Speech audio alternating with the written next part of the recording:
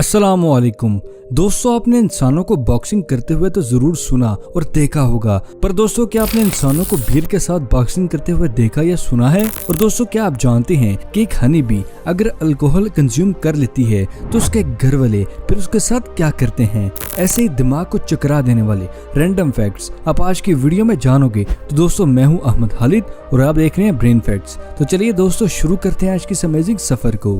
Number 1, क्या आपने कभी ये सोचा है कि ह्यूमन ब्रेन को बेवकूफ बनाना कितना आसान है? नहीं सोचा? तो दोस्तों मैं आपको बता देता हूँ कि ह्यूमन ब्रेन को बेवकूफ बनाना काफी ज्यादा आसान होता है। उसी की एग्जांपल है 3D फायरवर्क ग्लासेस। दोस्तों इन ग्लासेस में होलोग्राफिक डिफ्रैक्शन ग्रेटिंग लेंस का इस्तेमाल किया जाता है, जिससे ये एक नॉर्मल लाइट को अलग अलग कलर्स की लाइट में ब्रेक करने के साथ साथ लाइट को अलग अलग शेप में बेंड करके अपनी आंखों तक पहुँचाते हैं, जिसकी वजह से ब्रेन को ऐसा लगता है कि उसके सामने कोई भी सिंपल लाइट नहीं बल्कि एक बहुत ही यूनिक सी चीज है। और इस चीज को एक्सपीरियंस करने के लिए अभी मैं आपको 2 वीडियो दिखाने वाला हूँ। दोस्तों अभी जो आप वीडियो क्लिप देख रहे हैं उसमें ऑर्डिनरी फायरवर्क्स को जलता हुआ दिखाया जा रहा है, लेकिन जैसे ग्लासेस पहनकर दिखाया जाता है तो हालांकि नजारा देखने को मिलता है। दोस्तों अभी जो आप वीडियो क्लिप देख रहे हैं असल में ये वही वीडियो क्लिप है जो आपने कुछ सेकंड पहले देख रहे थे, लेकिन बस फर्क इतना है कि इस वीडियो क्लिप को 3D फायरवर्क ग्लासेस को कैमरे के लेंस के साथ रखकर रिकॉर्ड किया गया है और आप इस वीडियो क्लिप में ग्लासेस की वजह से उसी सिंपल फायरवर्क को एक बहुत ही नए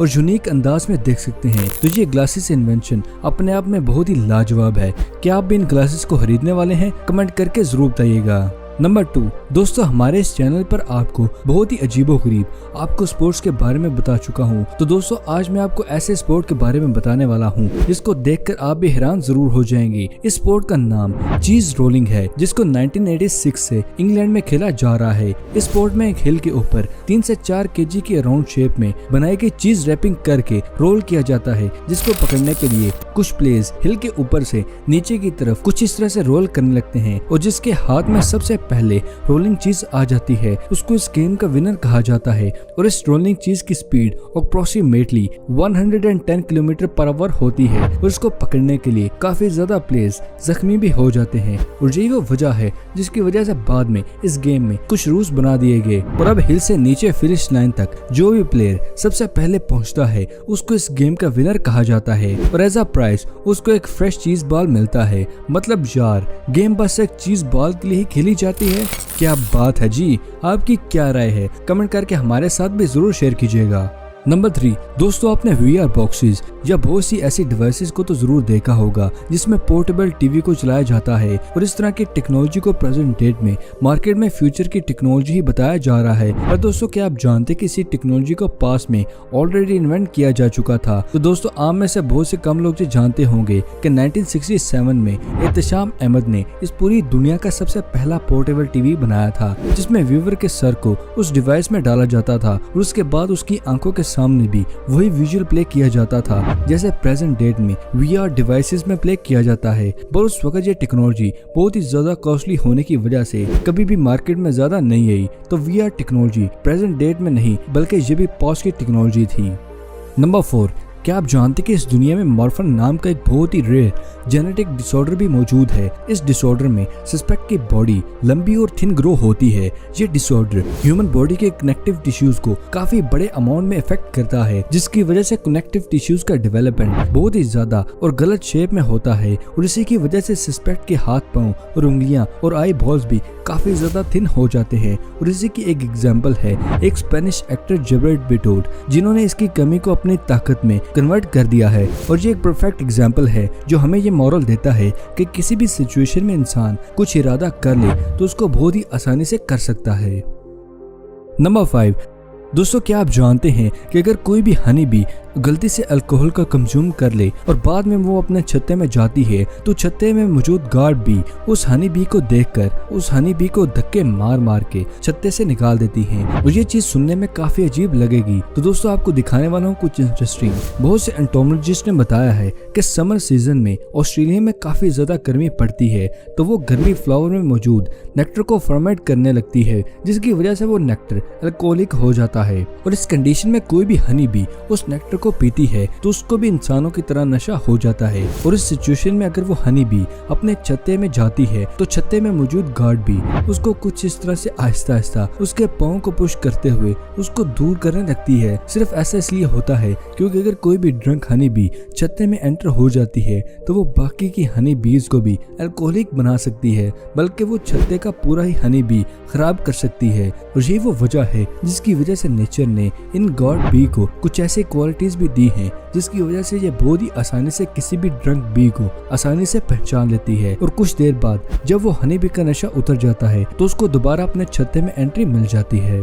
नंबर 6, दोस्तों आपने बहुत से बॉक्सिंग मैचेस तो जरूर देखे होंगे जिसमें दो प्लेयर्स आपस में लड़ते हैं, लेकिन क्या आप जानते हैं कि पास में बहुत ही कम वक्त के लिए ह्यूमन बियर बॉक्सिंग मैचेस भी हुआ करते थे जिसमें एक प्लेयर दूसरे प्लेयर से नहीं बल्कि एक बियर से लड़ता था। दोस्तों ये जो आप वीडियो क्लिप देख रहे हैं उसको 1937 में यूएसए में रिकॉर्ड किया गया था, जिसमें आप उस वक्त में होने वाले बहुत ही अजीब ह्यूमन बियर बॉक्सिंग मैच को देख सकते हैं। इस स्पोर्ट का आगाज मिड 19th सेंचुरी में यूरोप में किया गया था। बहुत ज्यादा पॉपुलैरिटी को गेन करने के बाद ये स्पोर्ट आहिस्ता आहिस्ता यूएस तक पहुंच गया। इस स्पोर्ट में बियर इंसानों को और इंसान बियर को काफी ज्यादा नुकसान पहुंचाते रहे थे, तो इसीलिए स्पोर्ट को बाद में बंद कर दिया गया था। नंबर 7, दोस्तों आपने कुछ इस तरह के बहुत ही एडवांस बर्ड ड्रोन्स को तो जरूर देखा होगा जिसको बर्ड की शेप में बनाकर तैयार किया जाता है, लेकिन क्या आप जानते कि इसी कंसेप्ट को अडॉप्ट करते हुए एक बार प्लेन भी बनाने की कोशिश की गई थी, पर उस प्लेन का वेट काफी ज्यादा था तो ये विंग्स उसको कभी भी उठा नहीं सकते थे। और ये वो वजह थी जिसकी वजह से इस ड्रोन प्लेन को कंसेप्ट को दुनिया के सामने कभी भी ला ही नहीं गया। तो दोस्तों अगर आपने वो रेड ड्रोन प्लेन नहीं देखा तो हम हैं ना आपको दिखाने के लिए। दोस्तों अभी जो आप प्लेन देख रहे हैं उसको 1891 में जर्मनी में बनाकर तैयार किया गया था। इस वीडियो में आप देख सकते हैं कि इस प्लेन ने सही से काम नहीं किया था और यही वो वजह थी जिसकी वजह से इसको इंट्रोड्यूस करवाया ही नहीं गया। नंबर 8, दोस्तों आपने सिंगिंग बॉल को तो जरूर देखा होगा जिसमें अगर आप थोड़ा सा पानी डालकर बाहर से रब किया जाता है तो वो बॉल एक बहुत ही मॉड्यूलेशन साउंड को प्रोड्यूस करने के साथ साथ बॉल में मौजूद पानी को उछालने भी लगता है। लेकिन ऐसा क्यों होता है दोस्तों, ये तो हम सभी जानते हैं कि आखिर एक ऑब्जेक्ट की एक नेचुरल फ्रीक्वेंसी होती है जिसको रेजोनेंट फ्रीक्वेंसी के नाम से भी जाना जाता है। तो दोस्तों एक स्टैंडर्ड सिंगिंग बॉल को 7 अलग अलग मटेरियल का इस्तेमाल करके बनाया जाता है जिसकी वजह से बॉल की नेचुरल फ्रीक्वेंसी एक सिंगल बॉल की नेचुरल फ्रीक्वेंसी के मुकाबले में काफी ज्यादा अलग होती है। और यही वो वजह है जिसकी वजह से इस बॉल के मेटल के लेदर से रैप किया जाता है, क्योंकि जब इस मेलेट को इस सिंगिंग बॉल के इर्द गिर्द रब किया जाता है तो इससे इंट्रोड्यूस होने वाली फ्रीक्वेंसी बॉल की नेचुरल फ्रीक्वेंसी से मैच करे। तो जैसे ही हम इस बॉल को पानी से फिल करके चारों तरफ इसे मेल्ट रब करते हैं तो रबड़ से निकलने वाली फ्रीक्वेंसी बॉल की नेचुरल फ्रीक्वेंसी को ट्रिगर कर देती है, जिसकी वजह से बॉल की नेचुरल फ्रीक्वेंसी एक तरह से चार्ज हो जाती है और इससे वाइब्रेशन पैदा होने लगती है। और जब ये वाइब्रेशन पानी के कांटेक्ट में आती है तो वो पानी के अंदर वेव्स को पैदा करने लगती है जिसको फ्राइडे वेव्स के भी नाम से जाना जाता है। और जब ये फ्रीक्वेंसी आहिस्ता आहिस्ता ज्यादा होने लगती है तो ये वाटर के मॉलिक्यूल्स को भी चार्ज कर देती है जिसकी वजह से वो पानी बाउंस करने लगता है। सो फाइनली दोस्तों ये सिंगिंग बॉल का कोई मैजिक नहीं है बल्कि एनर्जी का ट्रांसफर है।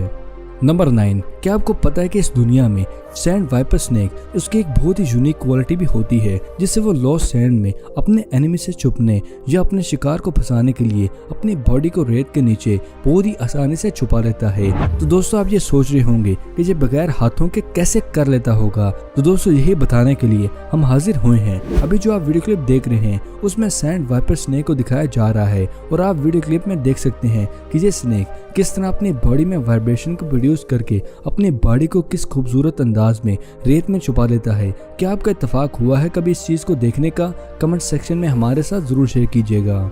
तो दोस्तों उम्मीद है आपको आज की वीडियो पसंद आई होगी। वीडियो पसंद आने की सूरत में और कुछ नया जानने को मिला तो वीडियो को लाइक कीजिएगा और अपने दोस्तों और फैमिली के साथ जरूर शेयर कीजिएगा। मिलते हैं एक और नई वीडियो के साथ। अपना और अपने प्यारों का ख्याल रखिएगा। शुक्रिया। अल्लाह हाफिज दोस्तों।